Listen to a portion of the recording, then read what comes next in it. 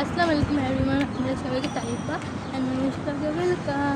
আজকে হচ্ছে father's day. আমার কোচিং শেষ হয়েছে, এখন আমরা হচ্ছে পাপার জন্য কেক কিনতে যাচ্ছি। দেখি আমরা কোথায় যাই, আপনাদেরকে দেখাবো। তারপর বলি অনেক চিন্তা ভাবনার পর আমরা ভেবেছি যে আমরা ডিসাইড করেছি যে আমরা সুইসে যাব। এখন যাই দেখি সুইসে যা ভালো লাগে তা নিব। এখন অনেকগুলো কেক আছে, এখন আমরা ডিসাইড করতে পারছিলাম না আমরা কোন কেক নিব। তারপর লাস্টলি আমরা একটা ডিসাইড করেছি, না দুইটা আমরা নিয়েছি, মার্বেল পেস্ট্রি আর মোকা পেস্ট্রি। আর আমরা সাথে কিছু ঝাল খাবারও নিয়েছিলাম, শর্মা নিয়েছিলাম দুইটা, আর দুইটা সসেজ বান ছিল ওইটা আমরা নিয়েছিলাম। আর ঝালের টাইমটা মেন উদ্দেশ্য ছিল কারণ তখন প্রায় 2টা বেজে যাচ্ছিলো, সবারই ক্ষুধা পেয়েছিল তাই নিয়ে নিয়েছিলাম। আর এই কয়েকটা জিনিস নিয়েছি, আমি বেশি কিছু নিয়ে নিই আর কারণ আমাদের কিছু প্ল্যান ছিল না, তাই এখন আমাদের শেষ কেনাকাটা করে এখন আমরা যাবো বাসায় আর যে পাপাকে সারপ্রাইজ দিব। ওই যে আমি বের হচ্ছি, আপ্পিও আছে সাথে।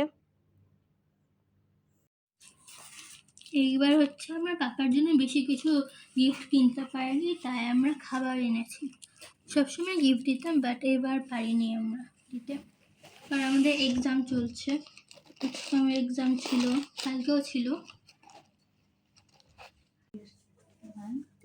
Happy father's day. পাপা তো পুরো সারপ্রাইজ হয়ে গেছিলো, এটা কি হলো, আমার পাপাকে কি বলে নিয়ে এসেছে আর পাপা এসে কী দেখছে। আর পাপা অনেক খুশি হয়েছে, আমাদেরকে আদরও করেছে আর আমাদেরকে বলেছে আমরা কী গিফট। আর আমরা ক্যামেরাটা লুকিয়ে রেখেছিলাম আর পাপা জানতেও না যে শুটিং হচ্ছে। এটাই আমরা খাবো, যে শর্মা, সমোসা, এটা ডিম চপ, এটা সসেজ। বাবা happy father's day. Thank you. Happy Father's Day. Thank you. Welcome.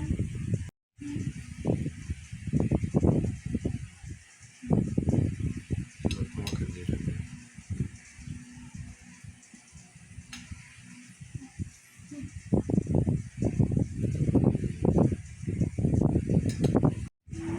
Love you, Papa. Happy Father's Day.